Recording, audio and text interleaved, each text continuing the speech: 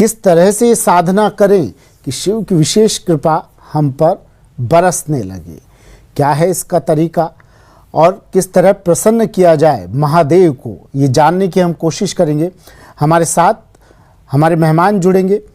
कौशलेंद्र दास सहायक आचार्य हैं, राजस्थान संस्कृत विश्वविद्यालय की, कुछ ही देर बाद हमारे साथ जुड़ेंगे।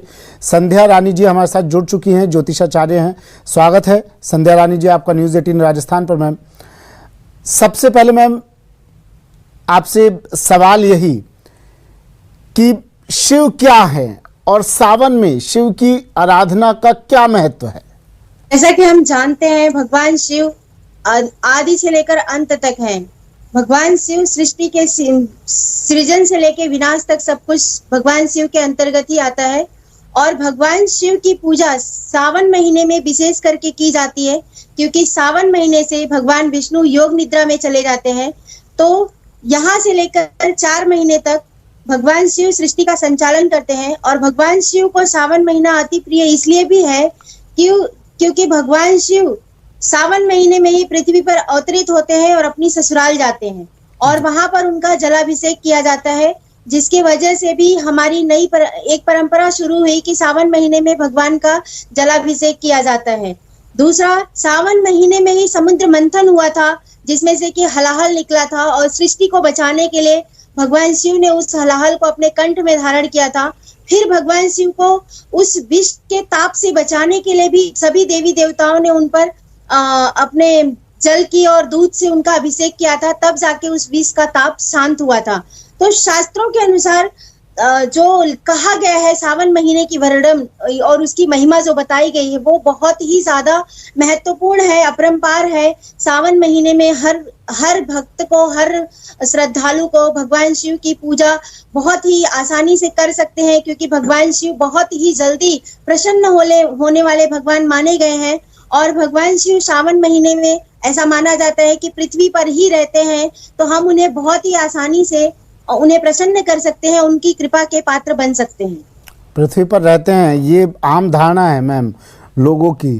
पृथ्वी पर कहाँ रहते हैं बताइए? हर मंदिर में, हर घर में भगवान भोलेनाथ मिलेंगे, किस तरह से उन्हें प्रसन्न किया जाए? जी, सावन महीने में ज्योतिर्लिंग की पूजा बहुत महत्वपूर्ण होती है। जो हमारे 12 ज्योतिर्लिंग है वहां पे पूजा की जाती है। हर शिव मंदिर में भगवान की पूजा होती है, अर्चना होती है। और वहां पर भगवान की पूजा में विशेष करके बेलपत्र, भांग, धतूरा, ये सारी चीजें चढ़ाई जाती हैं। दूध का जलाभिषेक किया जाता है, प्लस उनको हम लोग पंचामृत से भी उनका अभिषेक करते हैं। पंचामृत के अभिषेक से भगवान शिव बहुत ही जल्दी प्रसन्न होते हैं। और जो भगवान शिव के मंत्र हैं, जो पंचाक्षरी मंत्र हैं, उससे हम शिव और शिवा दोनों की पूजा करते हैं। भगवान शिव के लिए हम ओम नमः शिवाय का मंत्र जाप करते हैं और माता पार्वती के लिए हम ओम शिवाय नमः का मंत्र जाप करते हैं। दूसरा, भगवान शिव की पूजा में हल्दी, केतकी के फूल और तुलसी के पत्ते वर्जित माने जाते हैं। ये भगवान शिव को नहीं चढ़ाया जाता है। इसको चढ़ाने से जातक को इसके दुष्परिणाम भुगतने पड़ते हैं। इस बार 4 सोमवार पड़ रहे हैं सावन में, क्या कोई खास महत्व इसका? जी, इस बार जो सोमवार पड़ रहे हैं उसका बहुत ही ज्यादा विशेष महत्व है, क्योंकि इस बार पड़ने वाले सोमवार का जो सावन जो है वो 14 जुलाई से शुरू होकर 12 अगस्त को खत्म हो रहा है। और हमारा पहला सोमवार 18 जुलाई को पड़ेगा। जी, उस दिन सावन के सावन के पहले सोमवार के साथ साथ में पंचमी तिथि भी है। और भारत के अलग अलग कोनों में, जैसे यूपी, बिहार, राजस्थान, इन सब जगहों पे उस दिन नाग पंचमी का पर्व भी रहेगा। तो भगवान शिव की कृपा से सोमवार के साथ साथ नाग पंचमी का त्योहार भी मनाया जाएगा, जो कि बहुत ही अपने आप में एक अद्भुत महत्वपूर्ण योग माना जा रहा है। और दूसरा सोमवार 25 जुलाई को पड़ेगा और इस दिन प्रदोष का व्रत भी है। तो उस दिन भगवान शिव का सावन भी है, सावन का सोमवार भी है, प्लस उनका प्रदोष का व्रत भी है। तो ये भी अपने आप में बहुत ही ज्यादा महत्वपूर्ण और अभूतपूर्व एक संजोग माना जा रहा है। तीसरा सोमवार जो पड़ेगा वो 1 अगस्त को पड़ेगा और इस दिन वरद चतुर्थी का व्रत भी रहेगा। तो इस दिन भगवान शिव के साथ साथ हम गणपति महाराज की भी पूजा कर पाएंगे। तो उस दिन हमें पिता और पुत्र दोनों की ही कृपा मिलने का बहुत ही अद्भुत संजोग बन रहा है। सावन का आखिरी सोमवार 8 अगस्त को पड़ रहा है। तो उस दिन पूर्णिमा की गणना के हिसाब से 8 अगस्त को जो सावन का आखिरी सोमवार होगा, उस दिन एकादशी का व्रत पड़ता है। तो जी। हमें उस दिन की पूजा से भी भगवान शिव के साथ साथ भगवान विष्णु की भी कृपा का पात्र, कृपा और उनका आशीर्वाद मिलेगा, जो कि अपने आप में ही बहुत ही ज्यादा अभूतपूर्व संजोग माना जा रहा है। जी, संध्या शर्मा जी, देखिए सावन में पूजा की बात हो रही है। ज्योतिष में कई बार कहा जाता है, जब हम पंडितों के पास जाते हैं, अपनी कुंडली दिखाते हैं, ज्योतिषाचार्य के पास जाते हैं, तो कहते हैं आपके कुछ ग्रह आपसे अभी नाराज चल रहे हैं। उन नाराज ग्रहों को मनाने के लिए भी क्या कोई विशेष पूजा होती है इन दिनों में? जी बिल्कुल बिल्कुल, आपने सही कहा। हमारे जो ग्रह होते हैं उनको मनाने के लिए भी शिव पूजा होती है, क्योंकि शिव अपने आप में सर्वशक्तिमान और सर्वव्याप्त है, और शिव जी के मस्तक पर चंद्रमा साक्षात विराजमान है।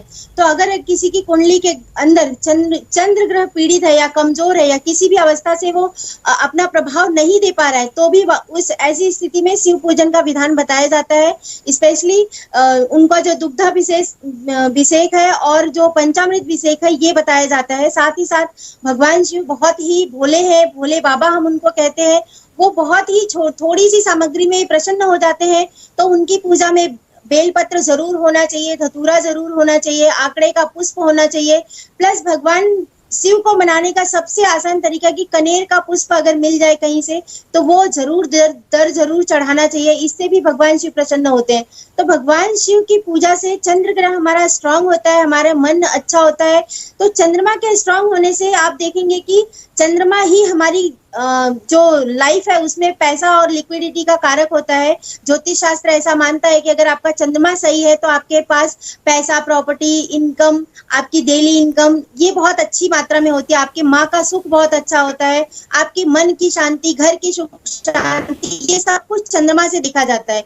और चंद्रमा बहुत ही सौम्य और बहुत ही शांत ग्रह है। तो उसको मनाने के लिए भी शिव की पूजा और शिव की आराधना का बहुत ही ज्यादा विशेष महत्व है और विशेष इसका प्रावधान भी है। तो इसको मनाने के लिए सावन से बढ़िया समय हो ही नहीं सकता है। और स्पेशली आप देखेंगे कि चंद्रमा को मनाने के लिए रुद्राभिषेक जो किया जाता है वो भी चंद्र ग्रह को ही ठीक करने के लिए किया जाता है। रुद्राभिषेक से चंद्र ग्रह भी बहुत ही ज्यादा प्रबल होते हैं और जातक को हर तरीके की सुख सुविधा उसकी लाइफ में प्रदान करते हैं। जी संध्या जी, वक्त की कमी है, आखिरी सवाल मैं आपसे ले रहा हूँ।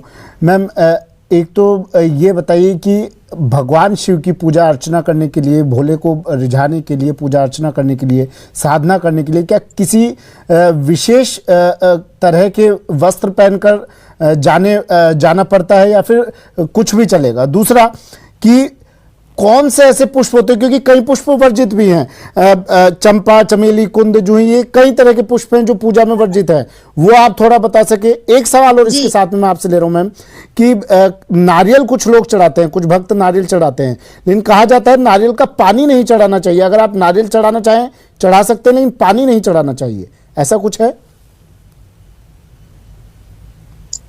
जी, आपने जो पहला सवाल किया है कि भक्त किस तरीके का वस्त्र पहनकर पूजा कर सकते हैं, देखिए हम सनातनी हैं, हिंदू धर्म के फॉलोअर हैं। सनातन धर्म हमें जो सिखाता है हमें उसी को फॉलो करना चाहिए। लेकिन आजकल बड़ी विचित्र सी व्यवस्था है, लोग जीन्स पहन के भी मंदिरों में चले जाते हैं, जो कि सरासर गलत है। ऐसा नहीं होना चाहिए।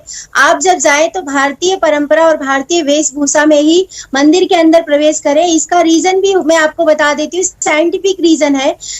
हमारा विज्ञान ये कहता है कि जब आप ढीले ढाले वस्त्र पहनते हैं तो आपके शरीर में वायु की जो स्पर्श होता है, जो हवा का स्पर्श आपके शरीर से 100% होता है। और जो हमारे मंदिर होते हैं वो एक पवित्र स्थान है, वहां एक पॉजिटिव एनर्जी हमेशा रोल करती रहती है।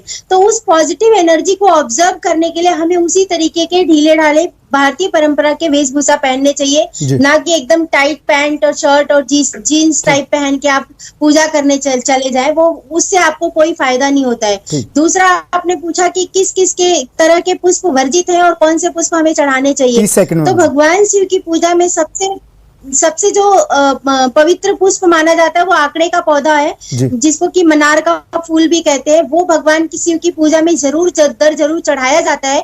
और क्या नहीं चढ़ाया जाता है यहाँ पे ये है कि केतकी का फूल भगवान शिव की पूजा में बिल्कुल भी नहीं चढ़ाया जाना चाहिए। इससे भगवान रुष्ट हो जाते हैं और जातक को शुभ फल की बजाय दुष्परिणाम भोगने पड़ते हैं। ठीक। भगवान शिव की पूजा में हल्दी भी नहीं चढ़ाते हैं। जी। भगवान चलिए, शिव वैसे को तो कुमकुम भोलेनाथ भी हैं, नहीं चढ़ाया भोले की जाता कृपा है, सब पर बरसती है, लेकिन फिर भी जो आज हमारे साथ मेहमान जुड़े, आप अगर जो इन्होंने बताया है इन थोड़ा इसको ध्यान में रखकर पूजा अर्चना करेंगे तो भोलेनाथ की विशेष कृपा आप पर जरूर होगी। संध्या जी, आपका शुक्रिया हमारे साथ जुड़ने के लिए।